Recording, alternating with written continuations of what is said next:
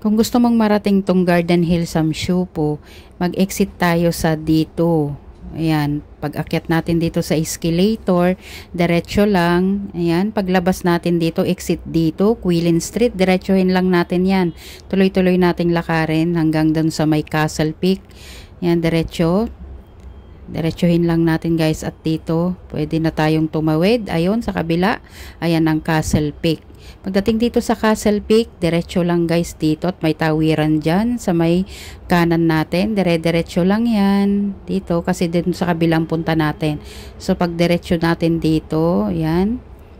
Yan, pagkatawid natin dyan, titigil tayo dun sa pinakagitnang stoplight dahil kakanan ulit tayo pagkatawid natin. Yan, hintayin natin magberde. Yan, tigil tayo dito dahil kakanan tayo dito guys. Ayan, dire-diretsuhin natin pagkatawid. Yan, at tayo kakanan na. Pagkalampas natin dito sa may playground, ayan. Ayan, malapit na tayo. Tatawid lang ulit tayo sa kabilang street. Ayan. Ayan, makikita na natin yung Berwick Street. Ayan, lakad tayo dito guys. May iskinitang papasok dyan. Dito lang. Pwede rin nating diretsuhin pero dito na yung pinakamabilis na way. Ayan. Pasok na tayo dito guys. Be aware guys ha, dahil puro hagdan na yan. Pwede naman nating dahan-dahanin dahil ako nga din hingal na hingal din. Dahil pag akyat dito nga naman ay puro hagdan. Ay medyo kinalawang na rin yung ating tuhod. Ay di inunti-unti ko lang ang pag-akyat din ay marami na akyat din mga mga matatanda din dahil siguro gusto nilang makapag-exercise ay hayan, dinerecho-recho ko lang din iyan. Tapos pag ako'y hinihingal at ako'y humihinto.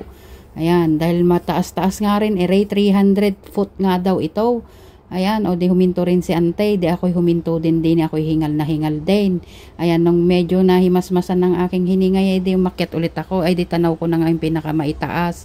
Ayan, di tanaw din natin ang Dragon Center, ayan sa may mall, ayan, pati yung aming tinitirahan ni Amo, ay tanaw na tanaw ko din. Ayan, huminto ulit ako dito sa pinakaitaas at meron pang ang isang huling pinakamataas na hagdan.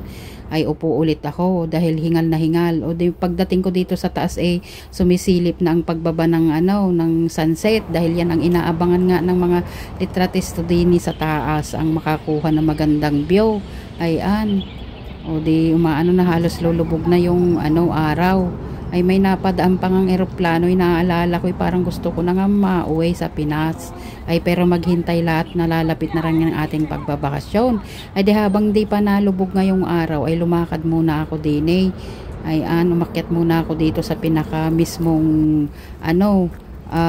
tuktok ng Garden Hill. Ayan, ay sinilip ko rin pwede rin dumaan doon sa kabila, hay rin ang exit at entry point ng ng peak na ito. Ayan, ako'y naglakad nga din ayan man lumawak din dito. Ang problema nga lang pag umakyat ka din nagtambay maghapon ay walang CR, ay siguro yung mga umakyat din kanya-kanya na nga lang sigurong diskarte.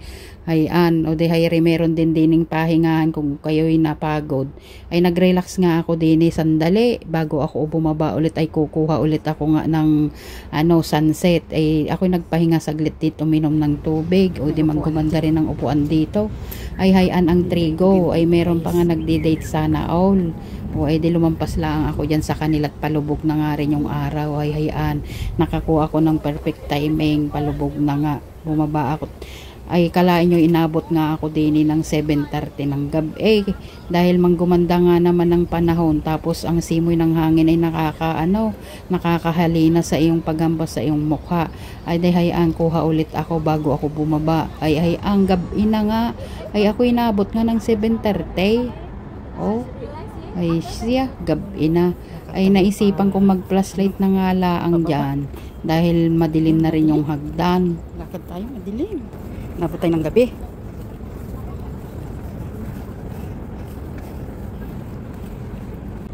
Ay inabot na nga ako ng 7:30 ng gabi dito sa bundok. Ayan, ay gabi na. Marami pang tao sa taas. Marami pang nakatambay doon. Ayan, gabi na nga.